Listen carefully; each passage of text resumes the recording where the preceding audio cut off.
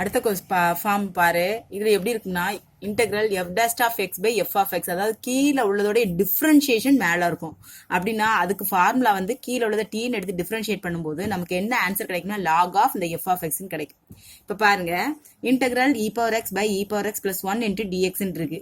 இப்ப கீழே உள்ள டேம் பாரு x e power x plus ஒன்னு. ஆனா இ பவர் எக்ஸ் டிஃபரன்ஷியேட் பண்ணா இ பவர் எக்ஸ் தான், ஒன்னு டிஃபரன்ஷியேட் பண்ணா ஜீரோ. டிஃபரன்ஷியேஷன் நான் சொல்றேன் இப்போ, சரியா? டிஃபரன்ஷியேட் பண்ற டேம் கீழே உள்ளதோட டிஃபரன்ஷியேஷன் மேல இருக்கும். அப்படி இருந்ததுன்னா இந்த மெத்தடுக்கு யூஸ் பண்ணும். அப்ப என்ன பண்ணணும் அப்படின்னா, இதுல புட்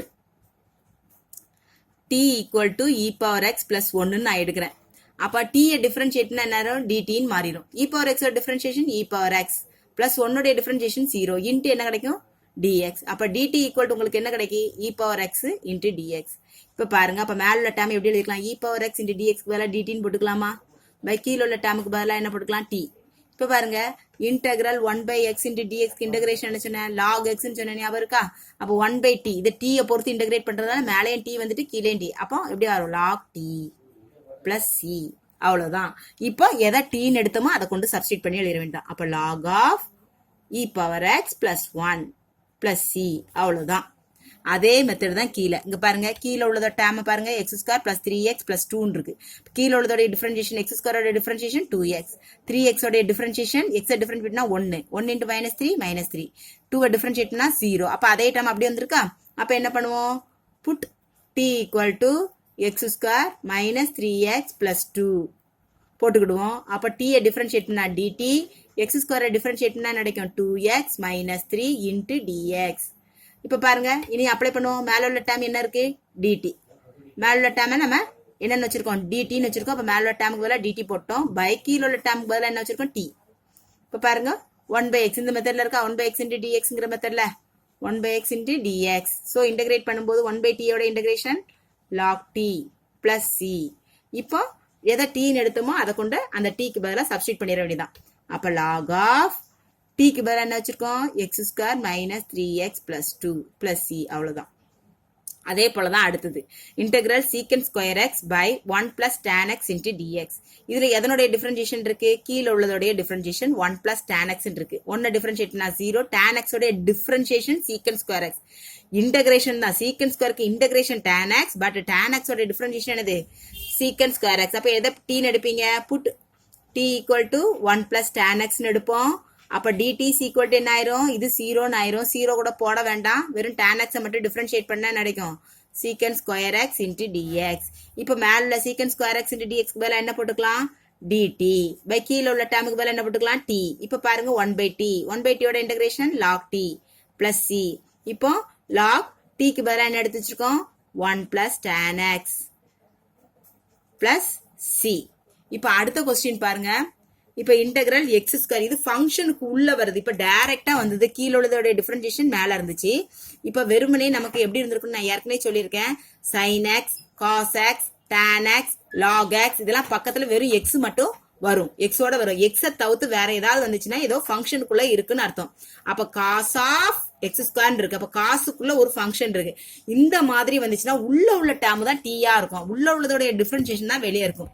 ஃபார் அன் எக்ஸாம்பிள், ரூட்டுக்குள்ள உள்ள டேம், பவர் ஹோல் பவர், பவருக்குள்ள உள்ள டேம், இந்த மாதிரி. சரியா? இப்ப பாரு, இதுல எதை டீன்னு எடுப்ப? இப்ப பாரு, x square cos cube, cos x cube into dx இருக்கு. அப்ப எதனுடைய டிஃபரன்ஷியேஷன் இதுல இருக்கு? எதனுடைய டிஃபரன்ஷியேஷன் எடுக்கணும்? இப்படி ஃபங்க்ஷனுக்குள்ள வந்தா உள்ள டேம் தான் டீன்னு எடுக்கணும். இப்ப put t equal to x cube. அப்ப dt ஈக்குவல் டு அப்ப என்ன கிடைக்கும் நமக்கு? எக்ஸ் கியூபோட differentiation three x square into dx. நமக்கு இருக்கிறது வெறும் எக்ஸ் ஸ்கொயர் இன்ட்டு டிஎக்ஸ் தான் இருக்கு. இது ரெண்டு தான் சேர்த்து தான் இருக்கு. அப்ப த்ரீ இல்ல, த்ரீ ஆப்போசிட் சைடு கொண்டு வந்துடலாம். One by three into dt. இது equal to x square into dx. அப்ப எப்படி மாறும் பாரு, ஒன் பை த்ரீயை வெளியே எடுத்துடலாம். இன்டெக்ரல் காஸ் ஆஃப் எக்ஸ் கியூபுக்கு பதிலாக என்ன வச்சுக்கலாம்? டி. இப்ப எக்ஸ் ஸ்கொயர் டிஎக்ஸ்க்கு பதிலாக one by three dt, one by three வெளியே எடுத்துட்டேன் இன்ட்டு டிடி. புரிஞ்சுதா? இப்ப நார்மல் ஃபார்ம்ல இருக்கா? இப்ப இன்டகிரேட் பண்ணிடலாம். ஒன் பை த்ரீ அப்படியே வச்சுக்கோங்க. காஸ்டியோட இன்டகிரேஷன் என்னது? வெறும் சைன் டி பிளஸ் சி. அவ்வளவுதான். இப்போ ஒன் பை த்ரீ அப்படியே வச்சுட்டு சைன் ஆஃப் டிக்கு வேற என்ன வச்சிருக்கோம்? X cube. எக்ஸ் கியூப் அப்படியே போட்டு எழுத வேண்டியதான். அவ்வளவுதான், வேற ஒண்ணுமே இல்லை. அதே போலதான் கீழே, இது நார்மல் ஃபங்க்ஷன்ல இருக்கு. கீழே உள்ளதோடைய டிஃபரன்ஷியேஷன் மேல இருக்கு. அப்ப எதை டீன்னு எடுப்போம்? Put t equal to x plus sin x. அப்ப t ஓட differentiation dt, x ஓட differentiation 1, sin x ஓட differentiation plus cos x into dx. இப்போ இனி அப்ளை பண்ணுவோம். இன்டகிரல் மேல உள்ள டேர்முக்கு பதிலா என்ன போட்டுடலாம், dt ன்னு போட்டுடலாம். கீழ உள்ள டேர்முக்கு பதிலா t ன்னு போட்டுடலாம். அப்ப இதோட இன்டகிரேஷன் என்னது, log t plus c. இப்போ log of t க்கு பதிலா என்ன வச்சிருக்கோம், x plus sin x plus c. அவ்வளவுதான். அதே போலதான் இங்க 1 plus x, அதனுடைய 1 டிஃபரன்ஷியேஷன் 0, x ஓட டிஃபரன்ஷியேஷன் 1. அப்ப எதை t ன்னு எடுப்போம், புட்டு t equal to 1 plus x. அப்ப dt is equal to என்ன கிடைக்கும், 1 டிஃபரன்ஷியேஷன் 0 போட வேண்டாம், x டிஃபரன்ஷியேஷன் 1 into dx. அப்ப மேல உள்ள 1 into dx பதிலா என்ன போடலாம், dt. கீழ உள்ள டேர்முக்கு பதிலா t. அப்ப இது என்ன ஃபார்முலால இருக்கு, log t plus c. அப்ப log of t க்கு பதிலா என்ன எடுத்துருக்கோம், 1 plus x plus c. அவ்வளவுதான். இப்ப பாருங்க, சைன் ஆஃப் இருக்கு, சைன் ஆஃப். அப்ப எதை t எடுப்போம், உள்ளுக்குள்ள இப்படி வந்துட்டாலே உள்ள டேர்மை தான் பார்க்கணும். Sine of, cos of, log of, e power of, tan of, secant of, cosecant of, அந்த மாதிரி அந்த பிராக்கெட்டுக்குள்ள வந்துட்டாலே இந்த பிராக்கெட்டுக்கு உள்ள டேர்மோட டிஃபரன்ஷியேஷன் தான் இதுல இருக்கான்னு பார்க்கணும். இதை இப்படி பிரிச்சு எழுதிக்கோ, அப்பதான் உனக்கு கன்ஃபியூஷன் ஆகாது. முதல்ல sine of log x into 1 by x into dx இப்படி பிரிச்சுக்கோங்க. இப்ப புரியுதா, இப்ப log x ஓட டிஃபரன்ஷியேட் என்னது, 1 by x. அப்ப எதை t ன்னு எடுப்போம், புட்டு t equal to log x. அப்ப dt is equal to என்ன கிடைக்கும், 1 by x into dx. இப்போ இந்த டேர்ம் அப்படியே வந்துட்டா, அப்ப integral sin of log x க்கு பதிலா t ன்னு போட்டுருவோம், இந்த டேர்முக்கு பதிலா dt. இப்ப sin t ஓட இன்டகிரேஷன் என்னது, minus cos t plus c.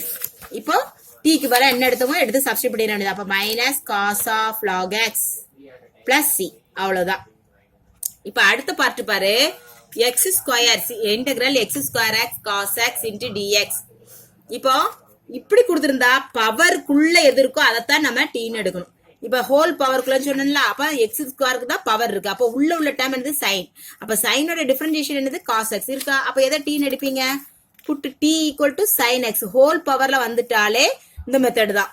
இப்ப பாரு, இப்ப t equal to sin x ன்னு எடுத்துட்டேன். அப்ப dt is equal to என்ன கிடைக்கும் எனக்கு, cos x into dx.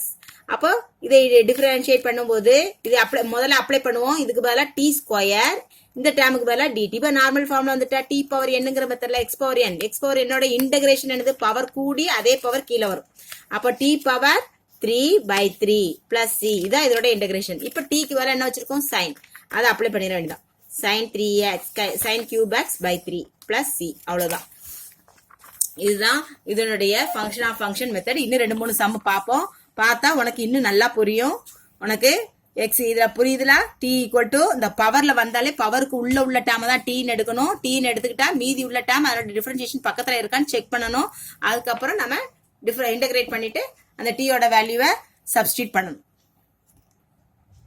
இந்த சம் பாருங்க, integral x square plus X plus 5 plus 1 the whole power 5 into 2x plus 1. இப்ப புரியுதா, இதுல எதை t ன்னு எடுக்கணும், எதனுடைய டிஃபரன்ஷியேஷன் இதுல இருக்கும்ட்டு, ஹோல் பவர் 5 இருக்கு. அப்ப உள்ள டேர்மோட தான் டிஃபரன்ஷியேஷன் தான் பக்கத்துல கட்டாயம் இருக்கும்.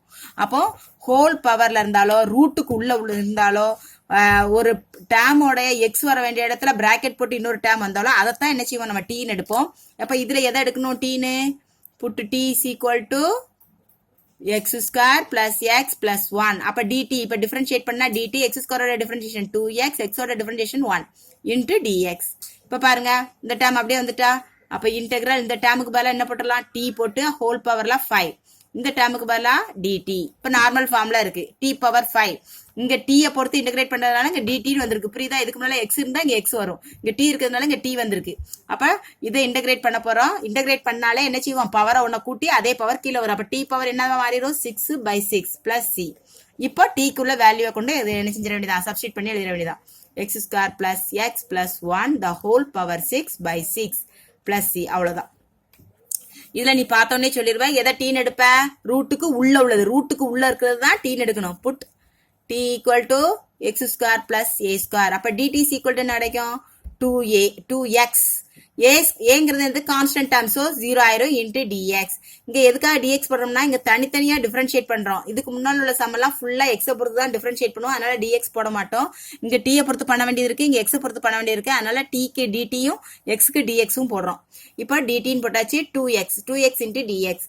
இப்போ பாரு, இந்த நமக்கான இருக்கிறது வெறும் எக்ஸ் இன்ட்டு டிஎக்ஸ் தான் இருக்கு, அங்க 2 இல்ல. ஸோ 2வை இந்த சைடு கொண்டு வரேன், மல்டிபிள்ல இருக்குது ஆப்போசிட் சைடு வரும்போது டிவிஷன்ல மாறும். So 1/2 dt is equal to x into dx மாறும். இப்போ உள்ள டேமுக்கு பதிலாக நான் என்ன போடுறேன், டீன்னு போட்டுக்கிட்டேன். இந்த டேமுக்கு பதிலாக dtன்னு போட்டுறேன், 1/2 வெளியே எடுத்துடுறேன். இங்க t பவர் ரூட்னா என்ன அர்த்தம், t பவர் 1/2ன்னு அர்த்தம். அப்போ இதுக்கு இன்டகிரேட் பண்ணும்போது பவர் 1 கூடும். அப்போ இது என்ன ஆகும், பவர் 1/2 பிளஸ் 1. எல்சிஎம் எடுத்தீங்கன்னா 2வை 1 + 2ன்னு ஆயிரும், அப்போ 3/2ன்னு ஆயிரும். அப்போ இது இன்டகிரேட் பண்ணும்போது என்ன கிடைக்கும், 1/2 t பவர் 3/2 பிளஸ் c. இப்போ என்ன பண்ணுவேன், நான் 1/2 இந்த கீழே உள்ளதை ரிசிப்ரோக்கலா மேல தூக்கி போடும்போது தலையிலா மாறும். 2 மேல போயிரும், 3 கீழே வந்துடும்.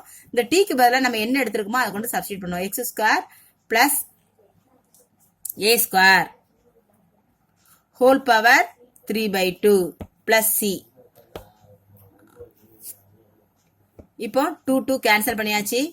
1/3 x² plus a² whole power 3/2 plus c. அவ்வளவுதான் இதனுடைய வேல்யூ. இப்ப பாரு, அடுத்த சம் பாரு, integral secant square of log x by x into dx இருக்கு. Secant square of log x, secant square x இருக்கணும், அதுக்கு பதிலா log x இருக்கு. அப்ப எதை t எடுப்போம், put t is equal to log x. அப்ப dt is equal to என்ன கிடைக்கும், 1/x into dx. அப்ப integral secant square of x into 1/x into dx க்கு பதிலா என்ன போட்டலாம், dt.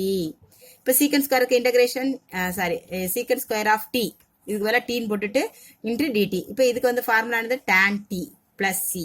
இப்போ டேனுக்கு பதிலாக நம்ம என்ன எடுத்து எழுதியிருக்கோமோ அதை கொண்டு சப்ஸ்டிட் பண்ணிட வேண்டியதான், log x பிளஸ் சி. இப்போ இதை பாரு, integral sine of √x by √x into dx இருக்கு. இப்போ சைன் ஆஃப் √x, இந்த உள்ள √x நம்ம இது பண்ணணும். இதை ஒரு ஸ்டெப் வேணா இப்படி எழுதிக்கலாம், √x into 1/√x into dx எழுதிக்கோ. இப்போ put t equal to √x எடுத்தீங்கன்னா அப்ப dt is equal to √x எப்படி மாறும், 1/2√x into dx. இதுதான் அதனுடைய differentiation. But 1/√x into dx தான் இருக்கு, 2 இல்ல. டிவிஷன் உள்ளது ஆப்போசிட் சைடு பண்ணா மல்டிப்ளைல போயிரும். equal to 1/√x into dx. அப்ப இன்டெகிரல் இந்த டேர்ம் எப்படி மாறும் பாருங்க, sin t, இந்த 2 முன்னால தூக்கி போட்டிருக்கேன், into dt. அப்ப 2 into sin t ஓட integration cos t minus cos t plus c. இப்ப 2 into minus of cos டீக்கு பதிலா நம்ம என்ன அப்படி எடுத்திருக்கோமோ அதை கொண்டு சப்ஸ்டிட் பண்ணிட வேண்டியதான், √x பிளஸ் சி. இதை பிராக்கெட்டை போட்டு எழுது. அதாவது காஸ் டி மைனஸ் காஸ் டிக்கு பதிலாக நம்ம என்ன எழுதிருக்கோம், √x எடுத்திருக்கோம், √x கொண்டு போட்டிருக்கோம். இதை அடுத்த ஸ்டெப்ல கூட மைனஸை வெளியே கொண்டு வந்து எழுதிக்கலாம், -2 into cos √x plus c. அவ்வளோதான். இப்போ இன்னும் ஒரு 2-3 சம் மட்டும் பார்ப்போம். இந்த சம் பாருடா, integral 2ax plus b by root of ax² plus bx plus c into dx. இதுல எதை t அடிப்பீங்க, ரூட்டுக்கு உள்ள டேம். அப்போ t equal to put t equal to ax² plus bx plus c. அப்போ dt is equal to என்ன கிடைக்கும், இப்போ 2 முன்னால இறக்கும், டிஃபரன்ஷியேட் பண்ணும்போது 2ax பவரை முன்னால இறக்கி ஒரு பவரை மைனஸ் பண்ணும், பிளஸ் b, x ஓட டிஃபரன்ஷியேஷன் 1, cங்கிறது கான்ஸ்டன்ட் டேர்ம் 0 ஆயிரும், இன்ட்டு dx. இப்போ இந்த டேம் அப்படியே மேல இருக்கா, அப்ப மேல உள்ள டேமுக்கு பதிலா நம்ம என்ன போட்டுக்கலாம், dt பை கீழே உள்ள டேம் ரூட்டுக்குள்ள t இன்ட்டு டி இன்ட்டு இந்த ரெண்டு டேமையும் சேர்த்து தான் dtன்னு போட்டிருக்கோம், பை ரூட்டுக்குள்ள t. இப்போ இது எப்படி இன்டகிரேட் பண்றது, கீழே வச்சு இன்டகிரேட் பண்ண முடியாது. அப்போ t பவர் ரூட் டீனா என்ன அர்த்தம், t பவர் 1/2. அப்போ கீழே உள்ள டேம் மேலே வரும்போது t பவர் என்ன ஆயிரும், -1/2 ஆயிரும். இது 1/2 இருக்கு, இது பையில இருக்கும்போது என்ன ஆகும், மேலே வரும்போது t பவர் -1/2 மாறும். அப்போ t பவர் -1/2 இன்ட்டு dt. இப்போ இன்டகிரேட் பண்ணா என்ன ஆயிரும், t பவர் 1/2 பிளஸ் 1/1, அதே டேம் கீழே வந்துடும். இப்போ இது எல்சிஎம் எடுத்துட்டீங்கன்னா -1 + 2, 2ல இருந்து 1 சாப்பிட்டோம்னா 1/2. அப்போ t பவர் என்ன ஆயிரும், 1/2 by 1/2 பிளஸ் சி. இப்போ பாரு, இந்த டேம் எப்படி எழுதிக்கலாம், இந்த 2 மேலே கொண்டு வந்து எழுதிக்கலாம், 2 இன்ட்டு டீக்கு பதிலாக ax² plus bx plus c whole power 1/2 plus c. அவ்வளோதான். புரிஞ்சுதா? செம்ம திரும்ப திரும்ப கேட்கும்போது நல்லா புரியும். நல்லா கவனி. அடுத்தது பாரு, integral 2x plus sin x the whole power 6.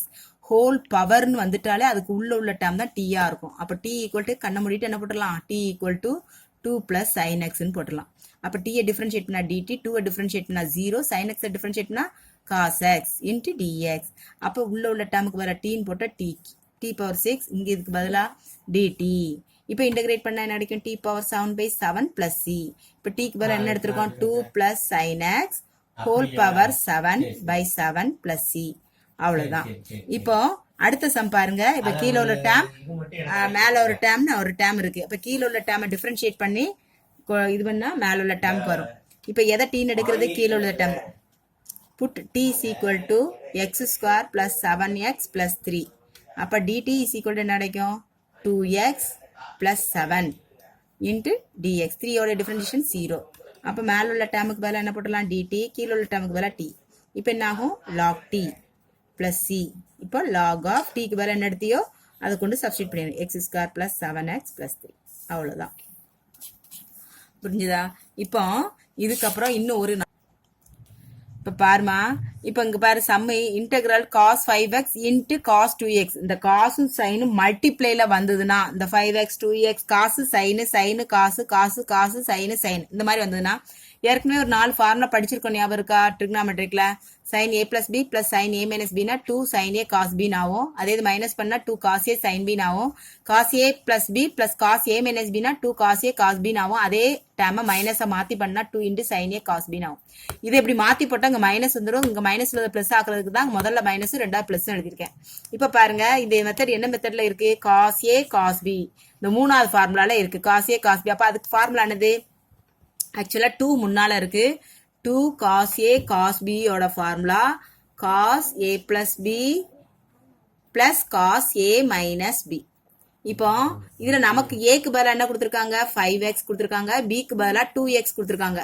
இந்த 2 இங்க இல்ல, சோ 2 அந்த சைடு கொண்டு வந்துட்டா அப்போ 1/2 ன்னு மாறிடும். இந்த 2 அந்த சைடு கொண்டு வந்துட்டா என்ன ஆயிரும், 1/2. அதனால இந்த 2 இல்லாதனால 1/2 ன்னு எழுதியிருக்கேன்.